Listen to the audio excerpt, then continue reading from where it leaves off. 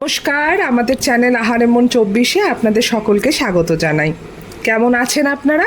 আশা করি সবাই ভালো আছেন। আজ সন্ধেবেলায় আমরা আবার বেরিয়ে পড়েছি আপনাদের নতুন কোনো খাবারের ঠিকানার সন্ধান দেব বলে।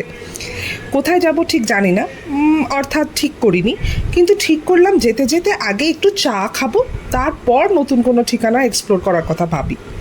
তাই আগে খুঁজতে থাকলাম এমন এক দোকান যেখানে ভালো চা পাওয়া যেতে পারে।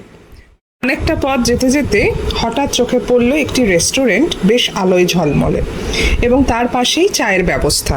কিন্তু সব থেকে বড় যে ব্যাপারটা দেখলাম সেটা হলো এই রেস্টুরেন্টের নাম রুফটপ।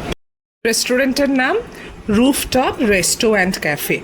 রেস্টুরেন্টের নামে ঠিক এই রুফটপ ব্যাপারটা বেশ মজার লাগলো। অত্যাধুনিক সব এসি রেস্টুরেন্টের তো আমরা সবাই প্রায়শই যাই বা আমাদের দৈনন্দিন জীবনে দেখে থাকি, কিন্তু রুফ অর্থাৎ ছাদের উপর একটা খোলামেলা পরিবেশের রেস্টুরেন্টের আমেজ পাওয়াটা এক আলাদাই মজা।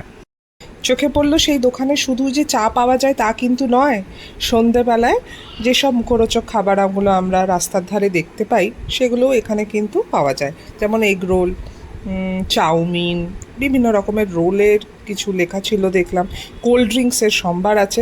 মোটামুটি এখানে এসে রেস্টুরেন্টে না ঢুকলেও এই চায়ের দোকান কিন্তু মোটামুটি আপনাকে ফিল করে দেবে।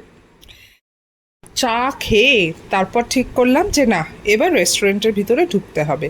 কিন্তু হ্যাঁ, ওই যে রুফটপই তো আমাদের আকর্ষণ করেছে, তাই যাবো ঠিক ওপরেই, কিন্তু যাব বলে নিচে সুন্দর গ্রাউন্ড ফ্লোরটাকে এক্সপ্লোর করবো না তা কি কখনো হয়? আমাদের তো আপনাদের অবশ্যই সেটা দেখাতে হবে। তাই আমরা ওপরে ওঠার আগে একবার নিচে চলে গেলাম। নিচের কাউন্টারটা কিন্তু অসাধারণ দেখতে, খুব সুন্দর অ্যাম্বিয়েন্স, ঝলমলে আলো, বিভিন্ন রকমের শো পিসেস দিয়ে সাজানো। অনেকটাই জায়গা দেখলাম নিচে দেখলাম বেশি সুন্দর সাজানো গোছানো সেই আলোর অ্যাম্বিয়েন্স। বেশ অনেকটা বড় জায়গা, অনেকজনের একসাথে বসার অ্যারেঞ্জমেন্ট রয়েছে। কিন্তু বুঝতে পারলাম না বাইরে এত গাড়ি দাঁড়িয়ে থাকার সত্ত্বেও রেস্টুরেন্টটি এত ফাঁকা কেন। যাই হোক, ঢুকে যখন পড়েছি খেতে তো হবে, দেখা যাক না, এক্সপ্লোর করতে ক্ষতি কি, তাই না? তাই আস্তে আস্তে ওপরে উঠে গেলাম। সেই বাইরে দাঁড় করানো গাড়িগুলোতে যারা সব এসেছেন তারা কিন্তু ভিতরে আমাদের মতো আর বসতে চাননি, সবাই এই খোলামেলা পরিবেশে উপরে এসে বসেছেন। ওপর থেকে কিন্তু রাস্তার ভিউটা দেখুন, অসাধারণ সুন্দর লাগছে, বেশ মজার লাগলো, কিন্তু খুব ভালো লাগলো। চারিপাশে একটা খোলামেলা আমেজে বেশ খাবার দাবার খাবো, একটু আড্ডা দেবো, এক কিন্তু ভালো ঠিকানা। তাই সত্যি কিন্তু বাড়ির পাশে ভদ্রেশ্বরে এই দিল্লি রোডের ধারে এটা কিন্তু একটা হিডেন জেম বটে। তাই যখন ইচ্ছে হবে আপনারাও কিন্তু এখানে চলে আসতে পারেন।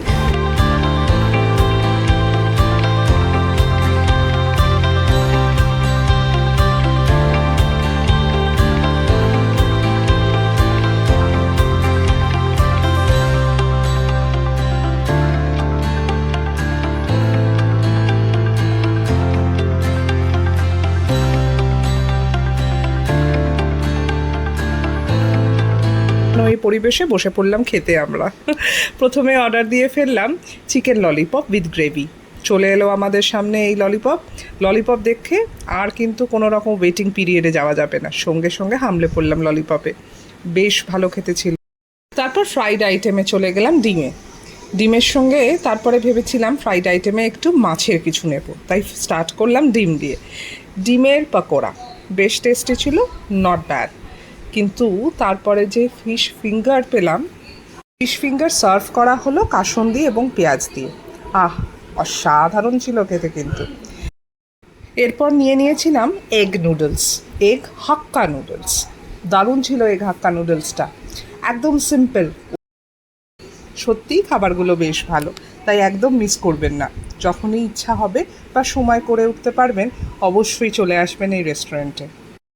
আলটিমেটলি খাওয়া শেষ করে আমরা তারপর চলে গেলাম আমাদের বাড়ির উদ্দেশ্যে। আবারও তাই বলি, যদি ইচ্ছে হয়, আপনাদের যদি ভালো লেগে থাকে আপনাদের এই খাবারের ছবিগুলো দেখে, এই রেস্টুরেন্টে অবশ্যই এসে ভিজিট করবে। এর পরের একটা ভিডিওর জন্য অপেক্ষায় থাকুন, কিন্তু আমরা আবার ফিরে আসবো আর একটা নতুন জায়গা এক্সপ্লোর করে।